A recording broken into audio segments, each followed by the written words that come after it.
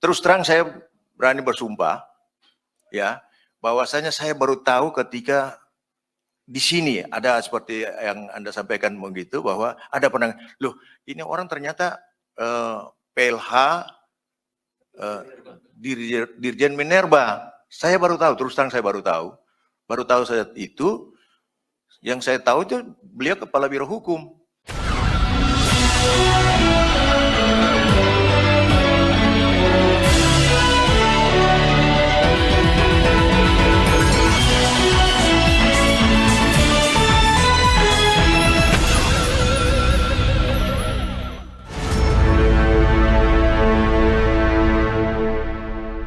Assalamualaikum warahmatullahi wabarakatuh. Kembali berjumpa dengan saya Hersy Arif dari Forum News Network. Wakil Ketua KPK Johannes Tanak membantah tegas dia memanfaatkan posisinya untuk melobi Kepala Biro Hukum Kementerian ESDM sekaligus pelaksana harian Dirjen Minerba Idris Sihite untuk melancarkan bisnis tambang milik temannya. Bantahan itu disampaikan oleh Johannes Tanak menanggapi bocoran yang disampaikan oleh akun Rakyat Jelata yang kini tengah viral. Dan media ini mengunggahnya dengan bermacam-macam. Ini ada yang menyebutnya soal percakapan di belakang layar, ada soal macam-macam lah judulnya. Potongan percakapan tersebut viral setelah diunggah oleh akun Twitter Rakyat Jelata @dimdim0783. Setidaknya terdapat 3 tangkapan layar yang diduga berisi percakapan antara Johannes Tanak dengan Idris Sihite. Dengan yang pertama ini dia mencuitnya dengan hati-hati tagar pimpinan busuk, mata dan telinga rakyat ada di mana-mana, tulis Dimdim 0783 dalam keterangannya. Pada screenshot atau tangkapan layar pertama itu terjadi percakapan semacam ini. Ini yang pertama ini dari ucapan dari Johannes Tanak ini. Selamat malam Pak Karo. Bisa saya telepon, salam sehat J Tanak. Kemudian Idris Sihite menjawab, malam Pak. Kemudian yang kedua ini memang tulisannya kecil banget ya kalau Anda lihat ya. Johannes Tanak menulis begini, waduh masih bisalah kita cari duit. Saya sudah buka kantor dengan teman, tapi saya main di belakang layar. RHS, ini huruf besar maksudnya rahasia ya, cuma untuk konsumsi kita aja. Dan kemudian dijawab oleh Pak Idris Sihite, mantap Pak. Tangkapan layar yang ketiga, screenshot yang ketiga, ini Johannes Tanak memulai percakapan lagi begini. Iya, saya pun agak terlambat, tapi sejak tahun 2012 saya mulai diminta teman-teman untuk bantu-bantu di perusahaan mereka, tapi tidak full time. Hal tersebut saya lakoni karena saya sadar bahwa tidak ada pimpinan kejaksaan yang mau perhatikan kita. Jadi saya perlu berpikir dan menyikapi langkah yang tepat untuk mengatasi kebutuhan hidup di Jakarta ini yang penuh tantangan hidup.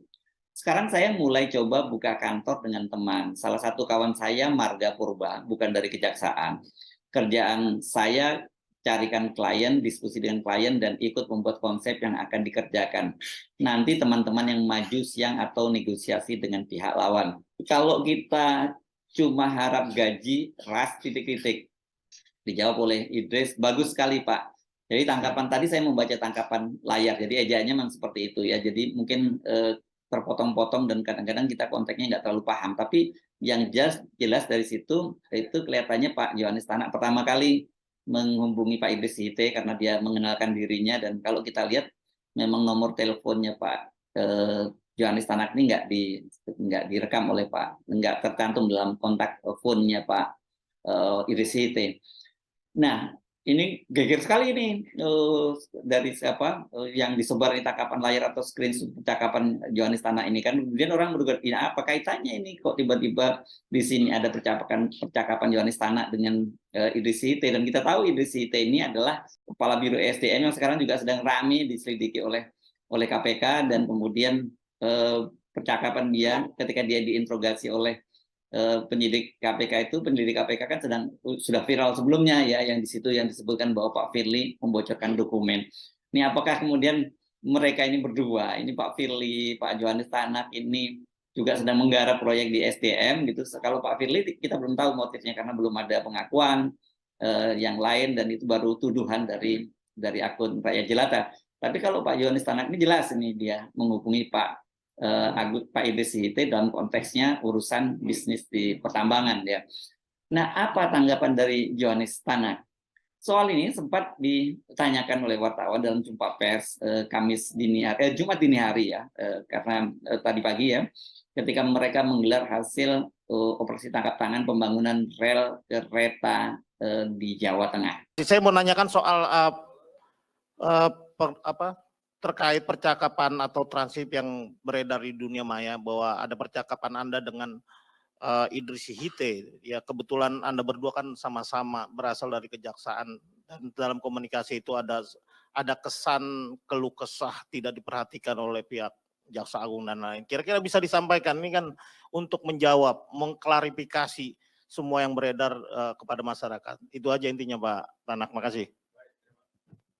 Terima kasih Bang atas pertanyaan saya. Terima kasih ada pertanyaan supaya saya bisa mengklarifikasi yang sesungguhnya bagaimana. Nah, tanpa klarifikasi juga tentunya tidak baik. Nanti juga menjelekkan nama baik. Nah, seperti yang Bang Mario sampaikan bahwa saya adalah sahabat dan memang saya bersahabat dengan beliau. Saya satu kantor dengan beliau dulu, sehingga persahabatan memang itu berjalan sebagaimana mestinya. Kemudian chatting yang saya dengan beliau itu terjadi pada Oktober 2022 sebelum saya bertugas sini. Nah, itu sebelum saya bertugas sini dan kemudian menjelang saya memasuki usia pensiun. Tentunya kalau orang usia pensiun ini kan dalam kondisi yang sibuk kemudian tiba-tiba harus berhenti, tentunya kita harus mempersiapkan juga. Sama dengan seorang yang menikah, ketika akan menikah tentunya mempersiapkan juga hal-hal apa yang dia perlukan. Nah, jangan sampai nanti ketika pensiun baru kebingungan. Nah, dia sebagai sahabat saya ajak berdiskusi dengan chatting itu, tapi tidak ada hal-hal yang negatif. Karena saya memang sejak S2, S3 itu mendalami masalah hukum bisnis, sehingga saya lebih tertarik untuk kemudian bergerak dalam bidang hukum bisnis. Dan saya berdiskusi dengan beliau, chatting dengan beliau bahwa saya akan melakukan pekerjaan-pekerjaan yang berkaitan dengan tentunya memberikan pendapat hukum atau legal opinion, kemudian mungkin saja memberikan hal-hal yang pengetahuan yang bersifat keperdataan kepada beliau, karena beliau itu saya senang berdiskusi dengan beliau karena beliau juga seorang yang saya anggap orang yang mempunyai kemampuan intelektual yang baik, karena beliau juga seingat saya alumni dari UI, S1, S2, dan S3. Dan saya senang untuk berdiskusi dengan dia, mana tahu ketika saya pensiun nanti tinggal beberapa bulan itu, saya ada bisa melakukan kegiatan. Tetapi ketika saya akan melakukan kegiatan tersebut, tentunya saya tidak bisa formal, karena saya masih aktif. Memang tinggal beberapa bulan pensiun, saya masih aktif. Tentunya saya tidak mungkin secara aktif melakukan. Ini yang saya maksud saya itu, saya bekerja di belakang layar. Karena saya itu pekerjaan yang bukan pekerjaan yang seharusnya saya kerjakan, pekerjaan kantor. Ini pekerjaan-pekerjaan di luar kantor yang bisa saya kerjakan, mana tahu ada yang minta pendapat hukum atau legal opinion, atau mungkin ada permintaan untuk koreksi suatu perikatan atau perjanjian tentang dari perusahaan swasta gitu. Nah, itulah yang kemudian saya nggak tahu-taunya ada di Twitter katanya. Saya sendiri bukan pengguna Twitter. Saya kira itu Bang Mario yang bisa saya sampaikan. Satu lagi, ya silakan. Iya, silakan deh. Ini kan kebetulan yang di chat itu salah satunya yang saat ini instansinya atau apa istilahnya? Pokoknya dia yang berperkara di KPK gitu. Nah ini jadi pertanyaan orang, apakah kemudian itu ada hubungannya dengan perkara yang bersangkutan di KPK? Saya paham. Itu tadi kan saya sudah bilang Mas, saya sudah bilang tadi sebelum saya tugas di sini. Dan itu kan chattingnya kan pada tahun lalu, tahun 2022 sebelum saya tugas di sini. Nah, sebelum saya tugas ini itu chatting ada. Saya pun tahu dia ini ditempatkan sana sebagai kepala biro hukum. Makanya di chatting itu kan saya bilang, selamat malam Pak Kepala Biro Hukum. Terus terang saya berani bersumpah, ya, bahwasanya saya baru tahu ketika di sini ada seperti yang Anda sampaikan begitu, bahwa ada penang, loh ini orang ternyata PLH Dirjen Minerba. Saya baru tahu, terus terang saya baru tahu saat itu. Yang saya tahu itu beliau kepala biro hukum. Nah, terus terang saya nggak ngerti kalau kemudian ternyata dia itu sudah jadi PLH di Direktorat Jenderal Minerba. Ya, bisa dilihat saja chatting itu kan. Saya belum di sini memang. Memang itu saya tinggal berapa bulan itu sudah mau pensiun saya waktu itu. Dan sekarang sudah pensiun. Begitu Mas. Terima kasih. Terima kasih teman-teman semua telah mengklarifikasi. Semoga ini dapat bermanfaat bagi saya juga. Terima kasih. Kalau kita simak penjelasan dari Pak Yohanis Tanak tadi, dia mengaku bahwa percakapan itu terjadi pada bulan Oktober 2022 sebelum dia menjadi Wakil Ketua KPK. Kalau kita baca dari screenshot yang disebar oleh akun Rakyat Jelata tadi, percakapan itu terjadi tanggal 12 Oktober 2022. Dan Yohanis Tanak itu dilantik oleh Presiden Jokowi menjadi Wakil Ketua KPK tanggal 28 Oktober 2022 juga ya. Atau artinya ini 16 hari sebelum pelantikan. Clear? Tidak juga. Kalau kita telusuri lebih jauh, Pak Yohanis Tanak itu dinyatakan oleh DPR terpilih sebagai Wakil Ketua KPK menggantikan Lili Pintauli Siregar yang mengundurkan diri karena juga terlibat dalam penyalahgunaan kekuasaannya, dan dia mendapat gratifikasi dari kalau nggak salah waktu itu Pertamina ya untuk nonton balapan di sirkuit Mandalika itu Pak Yohanis Tanak itu dinyatakan terpilih pada tanggal 29 September 2022. Jadi ketika percakapan itu terjadi, percakapan antara Pak Yohanis Tanak dengan Pak Idris itu terjadi, Pak Yohanis secara resmi sudah terpilih menjadi Wakil Ketua KPK. Dan beritanya itu dimuat di semua media nasional. Kita pasti bisa menduga lah Pak Idris juga sudah membaca soal itu, apalagi mereka sesama kolega dari kejaksaan.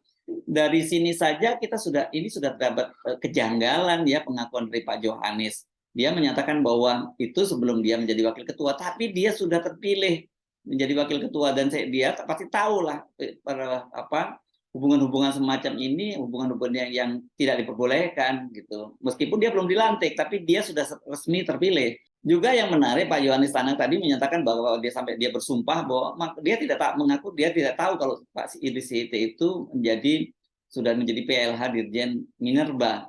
Ini yang urusan tambang ini kan dia apa iya betul seperti alasan dia tadi cuma konsultasi hukum, bukan kaitannya dengan Dirjen Minerba. Kalau konsultasi hukum kan dia juga ahli hukum Pak Yohanis Tanak ini, meskipun hukumnya hukum bisnis tadi disebutkan ya. Dan yang jelas ini apalagi ini ada fakta menarik, Pak Idris Sihite itu dilantik menjadi PLT Dirjen Minerba. Ini saya agak bingung, ini yang betul di PLT atau PLH ya benar ini ya. Oh yang tepat ini PLT ya, pelaksana tugas ya. Jadi diralat tadi yang saya kalau nyebut beberapa kali PLT ya. PLH. Sihite itu dilantik menjadi PLT Dirjen Minerba itu sejak bulan Mei 2022, menggantikan Ridwan Jamaluddin yang ditunjuk oleh Presiden menjadi pelaksana harian, pelaksana tugas Gubernur Bangka Belitung. Lebih menarik lagi, tak lama setelah Yohanis Tanak menggelar jumpa pers, akun Rakyat Jelata itu langsung mengunggah percakapan lain dari Yohanis Tanak, dan ini langsung membantah pernyataan Yohanis Tanak yang mengaku bahwa percakapan itu terjadi ketika dia belum resmi menjadi Wakil Ketua KPK. Akun Rakyat Jelata mencuit begini, ada yang panik nih, konferensi pers kok jam 1:30 pagi Pak, pengalian isu ya, OTT kok tebang pilih, OTT tebang pilih kayak gini biasa aja, gak usah genit narsis, masih banyak dosa Pak, kemudian dengan tagar pejabat busuk. Dan kemudian akun Rakyat Jelata itu mengunggah screenshot atau tangkapan layar percakapan Yohanis Tanak dengan Idris Sihite yang ini kalau kita lihat tanggalnya ini, kita coba plotot ya kecil sekali, ini tanggal 24 Februari 2023. Jadi dia sudah menjadi wakil ketua KPK. Apa bunyinya begini, salam Pak, kapan kita bisa jumpa? Kalau boleh tahu terkait apa ya? Jawaban Idris Site. Kemudian dijawab oleh Pak Yohanis Tanak, saya mau diskusi dulu saja aspek-aspek hukumnya. Setidak-tidaknya Bapak termasuk ahlinya hukumnya. Terkait dengan putusan peradilan yang sudah inkrah kalau mau lanjut operasional. Kemudian dijawab oleh Idris Site, ya besok kita bahaslah. Nah, bagaimana Pak Yohanis Tanak menjelaskan soal percakapan yang terakhir ini? Apakah Pak Yohanis masih mau ngeles bahwa dia tidak tahu bahwa Pak Sihite itu adalah Dirjen PLT Dirjen Minerba, dan kemudian dia juga bukan wakil ketua KPK karena kan dia mohon maaf dia dilantik menjadi wakil ketua KPK itu tanggal 22 Oktober tanggal 28 Oktober tahun 2022 dan itu percakapan terjadi pada bulan Februari tahun 2023. Tidak jelas apa ada kaitannya ini ya dengan ribut-ribut ini ya. Kan ribut-ribut antara yang disebut pembocoran dokumen Pak Firly ke Menteri ESDM ya. Karena si Hite ini, Pak Sihite itu kan sejak tanggal 4 April lalu itu sudah tidak lagi menjadi PLT Dirjen Minerba.